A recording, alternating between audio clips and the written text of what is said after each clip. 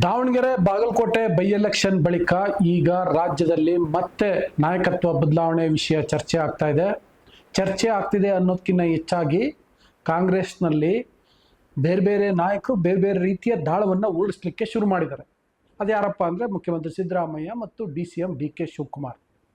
ಸಿದ್ದರಾಮಯ್ಯ ಮುಖ್ಯಮಂತ್ರಿ ಸ್ಥಾನವನ್ನು ಉಳಿಸ್ಕೊಳ್ಳಿಕ್ಕೆ, DK ಶಿವಕುಮಾರ್ ಅದನ್ನು ಪಡ್ಕೊಳ್ಳಿಕ್ಕೆ ಅವರವರ ಆಟವನ್ನು ಶುರು ಮಾಡ್ತಾ ಇದ್ದಾರೆ.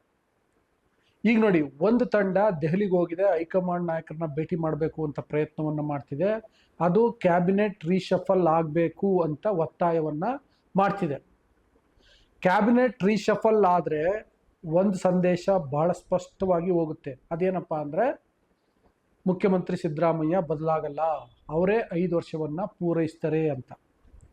ಬದಲಾಗದೇ ಇದ್ದರೆ ನಾಯಕತ್ವ ಬದಲಾಗಬಹುದು ಎನ್ನುವಂತಹ ಸಂದೇಶ ಅಥವಾ ಆ ಥರದ ಸುಳಿವದು. ಈಗ ಎಲ್ಲ ಅಡೆತಡೆಗಳು ಇಲ್ಲಿವರೆಗಿದ್ವಲ್ಲ, ಅವೆಲ್ಲವೂ ಮುಗಿದಿದ್ದಾವೆ. ಕಾಂಗ್ರೆಸ್ ಹೈಕಮಾಂಡ್ ಈಗ ನೆಪ ಇಡಲಿಕ್ಕೆ ಸಾಧ್ಯ ಇಲ್ಲ. DK ಶಿವಕುಮಾರ್ ಅದೇ ಕಾರಣಕ್ಕೆ ಪಟ್ಟೆಡ್ದು ಕುಳಿತಿದ್ದಾರೆ. ಏನಂದರೆ, ನೀವು ಹೇಳ್ದಂಗೆ ಸಿದ್ದರಾಮಯ್ಯ 2.5 ವರ್ಷ ಪೂರೈಸಿದರು, ದೇವರಾಜ ಅರಸು ದಾಖಲೆಯನ್ನು ಮುರಿದರು, ಬಜೆಟನ್ನು ಮಂಡಿಸಿದರು. ಈಗ ಕೇರಳ ಚುನಾವಣೆ ಕೂಡ ಮುಗಿದಿದೆ. ಈಗಲಾದರೂ ನಾಯಕತ್ವ ಬದಲಾವಣೆ ಮಾಡಿ ಅಂತ DK ಶಿವಕುಮಾರ್ ಪಟ್ಟಿಡಲಿಕ್ಕೆ ಏನೇನು ಬೇಕು ಆ ತಯಾರಿಯನ್ನು ಮಾಡ್ಕೊಳ್ತಿದ್ದಾರೆ. ಅದರಿಂದಾಗಿ ಇದು ನಿರ್ಣಾಯಕವಾದಂತಹ ಸಂದರ್ಭ ನಾಯಕತ್ವ ಬದಲಾವಣೆ ವಿಷಯಕ್ಕೆ ಸಂಬಂಧಪಟ್ಟಂತೆ. ಅದರಲ್ಲೂ ಮುಖ್ಯವಾಗಿ DK ಶಿವಕುಮಾರ್ ಅವ್ರಿಗಂತೂ ಇದು ಸಿಕ್ಕಾಪಟ್ಟೆ ಇಂಪಾರ್ಟೆಂಟ್. ನಾನು ಯಾಕೆ ಅಂತ ಡೀಟೇಲಾಗಿ ಹೇಳ್ತೀನಿ, ಕಡೆವರೆಗೂ ವಿಡಿಯೋವನ್ನು ನೋಡಿ. ಜೊತೆಗೆ ಇನ್ನೂ ಬುಗ್ಗಿನಕೆರೆ ಡೈರಿಯನ್ನು ಸಬ್ಸ್ಕ್ರೈಬ್ ಮಾಡಿಲ್ಲ ಅಂದರೆ ಸಬ್ಸ್ಕ್ರೈಬ್ ಮಾಡಿ, ಜೊತೆಗೆ ಬೆಲ್ ಬಟನನ್ನು ಕೂಡ ಪ್ರೆಸ್ ಮಾಡಿ, ಶೇರ್ ಮಾಡಿ.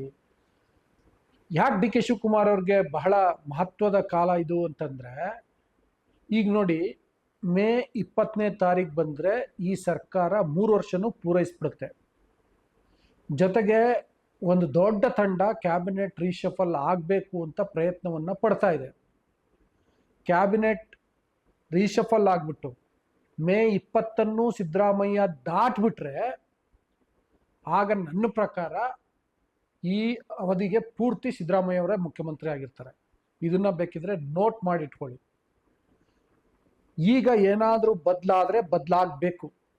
ಈಗ ಬದಲಾಗದೇ ಇದ್ದರೆ, ಮೇ 20ರೊಳಗೆ ಬದಲಾಗದೇ ಇದ್ದರೆ, ಸರ್ಕಾರ ಬಂದು 3 ವರ್ಷ ಪೂರೈಸಿದ ಸಂದರ್ಭದಲ್ಲಿ ಬದಲಾಗದೇ ಇದ್ದರೆ ಇನ್ನೂ ಬದಲಾಗುವ ಸಾಧ್ಯತೆಗಳು ಇರಲ್ಲ. ಬೇರೆ ಬೇರೆ ಕಾರಣಗಳಿಗೆ ಆಗ್ಬೋದು. ಆದರೆ ಮತ್ತೆ ಇನ್ನೂ ಒಂದು ವಿಷಯ ಏನಪ್ಪ ಅಂದರೆ, ಈಗ 3 ವರ್ಷ ಇವರು ಕೊಟ್ಟಿದ್ದಾರೆ, 2 ವರ್ಷ ಯಾರಿಗೆ ಆಗಲಿ, ಅದು DK ಶಿವಕುಮಾರ್ ಅವ್ರಿಗೆ ಕೊಡಲಿ ಅಥವಾ ದಲಿತ ಮುಖ್ಯಮಂತ್ರಿ ಅಂತ ಡಾಕ್ಟರ್ G ಪರಮೇಶ್ವರ್ ಅವ್ರಿಗೆ ಕೊಡಲಿ, ಇನ್ಯಾರಿಗಾದ್ರೂ ಕೊಡಲಿ, ಅಟ್ಲೀಸ್ಟ್ 2 ವರ್ಷ ಕೊಡಬೇಕು. ಕೊಟ್ಟರೆ ಯಾಕೆಂದರೆ ಅವ್ರು ಬಂದು ಸೆಟ್ಲ್ ಆಗೋಕ್ಕೆ ಒಂದು 5-6 ತಿಂಗಳು ಬೇಕಾಗತ್ತೆ. ಏನೇ ಫಾಸ್ಟಾಗಿ ಅಂತಂದು ಒಂದು 3-4 ತಿಂಗಳು ಬೇಕಾಗತ್ತೆ. ಆಮೇಲೆ ಹಬ್ಬಬ್ಬ ಅಂದರೆ ಅವ್ರು 1 ವರ್ಷ 1.5 ವರ್ಷ ಕೆಲಸ ಮಾಡ್ಬೋದು ಅಷ್ಟೇ. ಯಾಕೆಂದರೆ ಆ ಕಡೆಗೆ ಮತ್ತೆ ಚುನಾವಣಾ ವರ್ಷ, ಆಗ ಬೇರೆ ಥರದ ಪರಿಸ್ಥಿತಿ ಇರುತ್ತೆ, ಕೆಲಸ ಮಾಡೋಕ್ಕಾಗಲ್ಲ, ಮತ್ತು ಕೋಡ್ ಆಫ್ ಕಂಡಕ್ಟ್ ಬಂದುಬಿಡುತ್ತೆ, ಈ ಥರದ್ದೆಲ್ಲ ಸಮಸ್ಯೆ ಇರುತ್ತೆ. ಹಾಗಾಗಿ ಕೊಟ್ಟರೆ ಯಾರಿಗಾದರೂ ಆಗಲಿ 2 ವರ್ಷ ಕೊಡಬೇಕು. ಅದೇ ಕಾರಣಕ್ಕೆ ನಾನು ಹೇಳೋದು, ಬಹುಶಃ ಈ ಮೇ 20 ದಾಟ್ಬಿಟ್ರೆ ಸಿದ್ದರಾಮಯ್ಯ 5 ವರ್ಷನೂ ಮುಂದುವರಿತಾರೆ, ಈ ಅವಧಿಯನ್ನು ಅವರೇ ಪೂರೈಸ್ತಾರೆ. DK ಶಿವಕುಮಾರ್ ಅವ್ರಿಗೆ 2028ಕ್ಕೆ ನೀವು ಮುಖ್ಯಮಂತ್ರಿ ಆಗಿರಂತೆ, ಅಲ್ಲಿವರೆಗೆ ಇರಿ, ಅಲ್ಲಿವರೆಗೆ KPCC ಅಧ್ಯಕ್ಷರಾಗಿರಿ, ಮತ್ತೆ ಅಧಿಕಾರಕ್ಕೆ ತನ್ನಿ. ಮತ್ತೆ ಅಧಿಕಾರಕ್ಕೆ ತಂದರೆ ಇನ್ನೂ ಒಂದೇನಪ್ಪ ಅಂದರೆ, DK ಶಿವಕುಮಾರ್ ನ್ಯಾಚುರಲ್ ಚಾಯ್ಸ್ ಆಗಿಬಿಡ್ತಾರೆ ಸಿದ್ದರಾಮಯ್ಯ ಮುಖ್ಯಮಂತ್ರಿ ಸ್ಥಾನಕ್ಕೆ.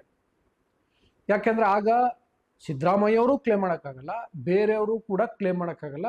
DK ಶಿವಕುಮಾರ್ ನ್ಯಾಚುರಲ್ ಕ್ಲೇಮ್ ಆಗಿಬಿಡ್ತಾರೆ. ಸೊ ಆ ರೀತಿಯ ಒಂದು ವಾತಾವರಣ ಸೃಷ್ಟಿಯಾಗುತ್ತೆ. ನೀವು ಎಫರ್ಟ್ ಹಾಕಿ ಮತ್ತೆ ಪಕ್ಷವನ್ನು ಅಧಿಕಾರಕ್ಕೆ ತನ್ನಿ ಅಂತ ಹೇಳ್ತಾರ ಹೈಕಮಾಂಡ್, ಅಥವಾ DK ಶಿವಕುಮಾರ್ ಆಗಲೇ ತಯಾರಿ ಮಾಡ್ಕೊಳ್ತಿದ್ದಾರೆ ಅಂತ ನಾನು ಹೇಳಿದ್ನಲ್ಲ, ಏನಂದರೆ ಶಾಸಕರಿಂದ ಅವರು ಕೂಡ ಒತ್ತಡ ಹಾಕ್ಸ್ಬೇಕು ಅಂತ ತಯಾರಿಯನ್ನು ಮಾಡ್ಕೊಳ್ತಿದ್ದಾರೆ. ಮತ್ತು ನಾನು ಇಷ್ಟೊತ್ತು ಎಕ್ಸ್ಪ್ಲೈನ್ ಮಾಡೋದಲ್ಲ ಮೇ 20ರ ಸಂದರ್ಭ ಎಂಥದ್ದು ಅಂತ, ಅದು DK ಶಿವಕುಮಾರ್ ಅವ್ರಿಗೆ ಸಹಜವಾಗಿ ಅರಿವಿದೆ.